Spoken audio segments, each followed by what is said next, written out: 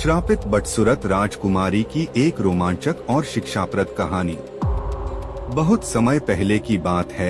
एक दूर राज्य में एक सुंदर और खुशमिजाज राजकुमारी रहती थी जिसका नाम रत्नप्रिया था। उसकी सुंदरता और बुद्धिमानी की दूर दूर तक चर्चा थी, लेकिन उसकी एक आदत थी जो उसे परेशानी में डालने वाली थी। उसे अपनी सुंदरता पर बहुत गर्व था। वह हमेशा दूसरों की सुंदरता को तुच्छ समझती और उनका मजाक उड़ाती थी। एक दिन एक बूढ़ी महिला राजमहल में आई और उसने राजकुमारी से पानी मांगा। राजकुमारी ने उस महिला को देखकर ठहाके लगाते हुए कहा, इतनी कुरूप, क्या तुम्हारे पास पानी खरीदने की भी ताकत नहीं है? वह बूढ़ी महिला कोई और नहीं बल्कि एक शक्तिशाली जादूगरनी थी जो गरीबों की मदद करने के लिए बदल कर आई थी।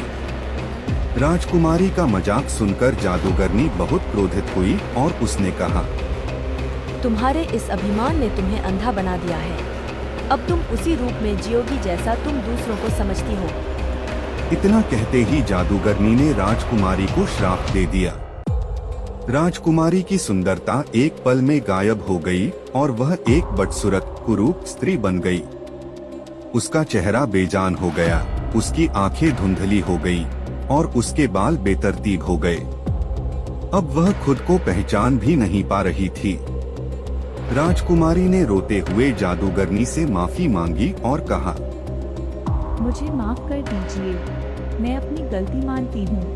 मैंने अभिमान में आकर आपकी अवहेलना की। जादूगरनी ने कहा, इस श्राप से छुटकारा पाना आसान नहीं होगा, लेकिन एक तरीका है। जब तक तुम अपने हृदय में दूसरों के लिए सच्चा प्रेम और सम्मान नहीं लाओगी और अपने कार्यों से यह सिद्ध नहीं करोगी, तब तक तुम्हारी सुंदरता वापस नहीं आएगी। राजकुमारी ने ठान लिया कि वह अपने अभिमान को छोड़कर लोगों की मदद करेगी और सच्चे दिल से सबका सम्मान करेगी। अगले दिन से ही उसने राजमहल छोड़ दिया और गांव में रहने लगी। वह गरीबों की सेवा करने लगी, बीमारों की देखभाल की और जरूरतमंदों की मदद की। धीरे धीरे उसके व्यवहार में परिवर्तन आने लगा और लोग उसकी दयालुता की प्रशंसा करने लगे।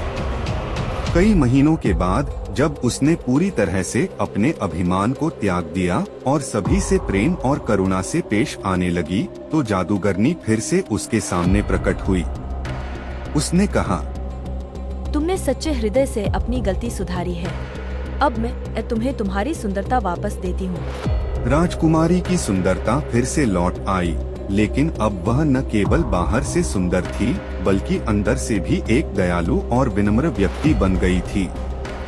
शिक्षा: इस कहानी से हमें यह सीख मिलती है कि बाहरी सुंदरता का कोई मूल्य नहीं होता यदि हमारे दिल में अभिमान और दूसरों के प्रति अनादर हो।